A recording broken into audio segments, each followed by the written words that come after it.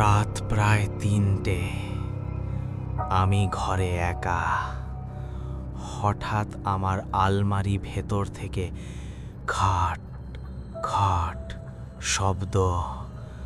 আমি ভাবলাম ইঁদুর হবে, কিন্তু তখন ভেতর থেকে একটা শব্দ আসলো, রাজীব, তুই আমাকে অনেক দিন ধরে আটকে রেখেছিস। আমার শরীর ভয়ে জমে গেল, কারণ এই আলমারিতে তো কেউ থাকার কথা না।